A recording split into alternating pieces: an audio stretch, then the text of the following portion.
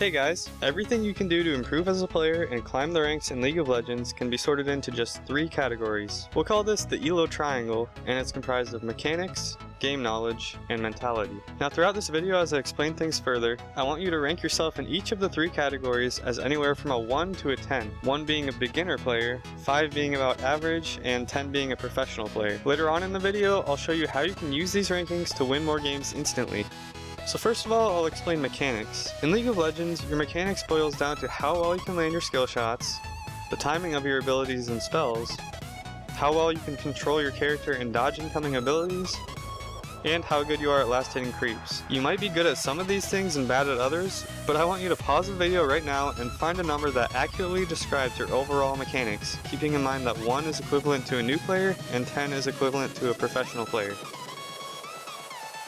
Now we'll move on to game knowledge. This involves knowing how the game works and knowing what to do at any point in the game. Game knowledge consists of map awareness, how well you manage minions, so in other words knowing when to freeze lane, push lane, or build up a wave, objective control, which includes things like rotations, dragon and baron calls, and trading towers for other objectives, knowing when and where to ward, knowing when and how to team fight, so if you should be frontline or backline, or if you should split push, group up and fight 5 versus 5, or assassinate the enemy, knowing what every champion in the game does, and finally what items, runes, and masteries you should have. As a category, game knowledge is probably the most complex of the 3, but it's also the easiest to improve. So go ahead and rank your game knowledge like you did with your mechanics.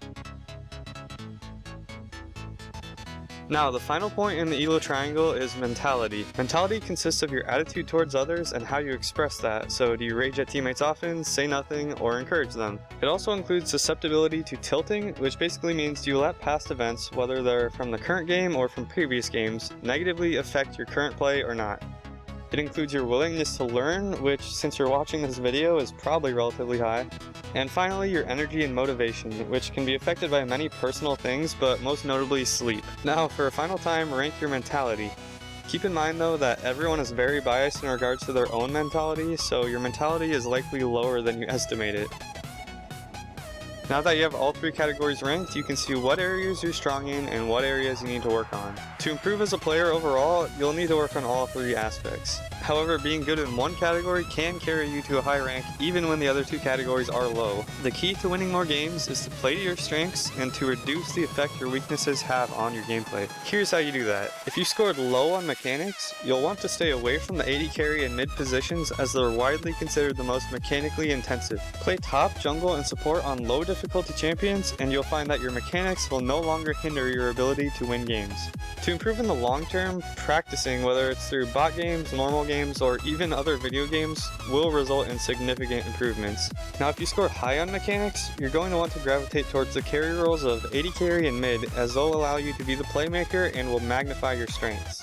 You're going to want to go for the high risk, high reward plays, as they will be successful most of the time due to your high mechanics. Switching over to game knowledge, if you scored low, there are several things you can do.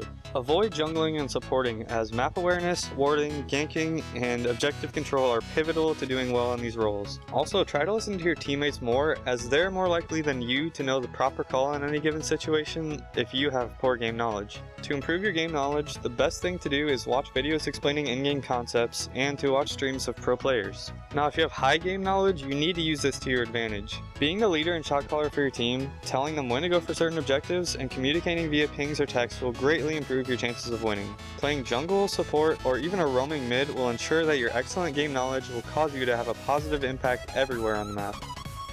Finally, if you scored low on mentality, you're going to need to make some changes depending on where your issues lie if you want to improve. Make sure you're playing the game because you want to play it, not because you want to improve your rank.